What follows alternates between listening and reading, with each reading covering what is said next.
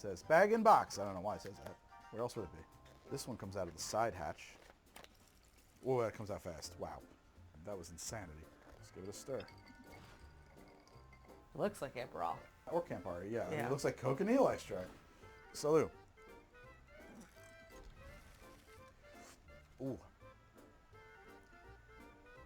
There's an herby note in there that I don't think I've ever detected in another Negroni. However, it is recognizable as a Negroni. It's just a different Negroni. I'm going to throw a twist of lemon on it. I think a little twist helps us on this one. Salud again. No, lemon was a mistake. Orange might have been okay. Lemon was a mistake. I put that in the middle of the Negronis I've had. It's serviceable Negroni. It's a powerful Negroni. It's full strength. Some people might want them a little bit more bitter. This is less bitter. Yeah, less bitter. More herby. Maybe a little sweet. Gin, bitter liqueur, white wine, natural flavors, coconut electric. Yeah, I think whatever's going on with the flavors that they're trying to do vermouth, because I don't think they bought vermouth. Because a lot of people now, too, they make a Negroni with Carpano Antica. And that's a very vanilla-heavy vermouth. If that's your Negroni, you won't like this, because that's a sweeter, more vanilla, balances the bitter pretty well. This is much more herby. Like, this is a very herbal Negroni. There's notes in there. I don't know that they are wormwood, but maybe it's anisette. Maybe it's some kind of fennel that kind of, flavors that go along with it from time to time. Maybe that's what it is. Maybe. Not the best. Definitely not the worst. The daiquiri in a box. That I get. The margarita in a box, even though it's not a margarita. I get that. And I get the rosé, the sangria, the rose. Because those are all things that belong in a box at a party, right? A Negroni? You got enough friends that like Negronis that you need a box of 14 of them? It's a pretty specific drink. I know a lot of people who like to drink. I don't know what I would do with a box of 14 Negroni. I'm imagining a TikTok account. It's shirtless dudes in board shorts with very chiseled muscles, and they are on a boat they can't afford. And they have cigars, drinking tumblers filled with box Negroni.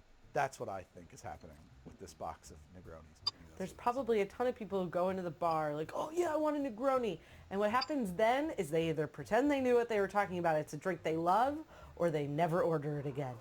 It's the dry martini of my youth. Because like when I would go to weddings when I was like 22 and I'd be like, oh, the martini. And I fucking hated it, but I had to act like I liked it because it was like the sophisticated drink to have. Mm-hmm. Maybe that's what it is. Negroni is not an accessible cocktail for most people. I agree. I think it's interesting that the Negroni has achieved such a level of popularity. To most people who don't have like a really like tuned cocktail palate, a Negroni is going to taste basically like a shot of Fernet. It just tastes like bitter poison. I can pull it apart. I like it. I enjoy Negroni. I never reach for one. It's never my go-to. Got that Caribbean soul, man. I'm a human reptile. I just need the sun and pineapple daiquiris all day long. But I can see the box existing because enough people like, oh, I saw on the internet Negroni. We can get this box of Negronis. I'm going to try it. Whiskey bullets. Yeah. Whiskey stones. Whiskey stones exist. Sure. My assumption is that it's feeding bro culture. For the boys. For the blokes. Do we have, so that was it? We had the 4. We're done? Wow. Beatbox? What is this? There were more boxes in the store, so I got them. 11% by volume, Cranberry Dreams. More episode! I guess we're doing the whole line of these beatbox cocktails coming up next. Beatbox. It's funny that when you said heads up, I put my head down. I think that's probably usually what happens. Gotcha. This one is Peach Punch. It punched me. Well, beatbox. There's a thing called nutcrackers, which are a phenomenon of Brooklyn and the Bronx, I think.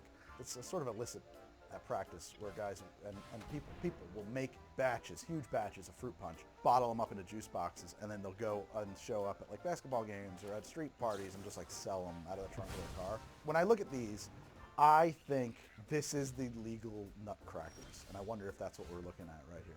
It also makes sense like in a beach or shore town because there's a lot of laws about glass on beaches. I didn't even think about that. You're a genius. We had a box wine when I was bought, and that was why it existed. Because of the glass on the beach. Right. That makes sense. I didn't even think about that. Yeah. Yeah, it's a cocktail in a box. We got to do it. Do I put it on ice or do I just drink it? I think you just drink it. Should we start with the one that's out front here, this fresh watermelon? Sure. Sure. Let's have some fresh watermelon. I don't know what it is, but it's definitely a cocktail at 11.1%. It says there's 3 servings in here. So be careful. If you finish this, don't do that. Party better together. Please drink responsibly. I like that. Wow, that smells like watermelon. It does not tell me what kind of alcohol it is. It just says it contains alcohol. It matches my watch, though. I love that. Great, get a close-up of that. These guys go together. Fresh cut grass in there, I don't like. You get that sometimes with the watermelon flavored stuff. It's a little harsh. It's a little harsh. It's got some notes in there. It's sweet. It's medicinal. It is recognizable in that it is making an effort to taste like watermelon. It doesn't taste very watermelony.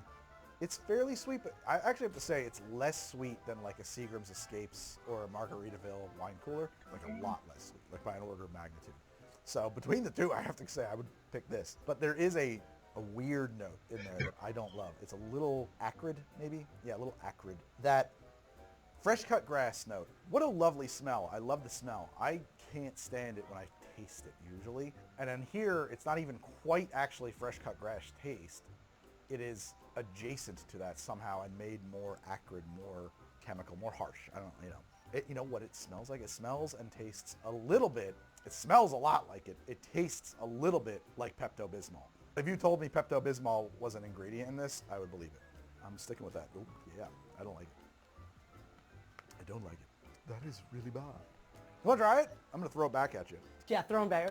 What do you think? No, that's very bad. I was downplaying it. Yeah. All right, I'm going to open up the next one. I'm going to do the blue raspberry with Z.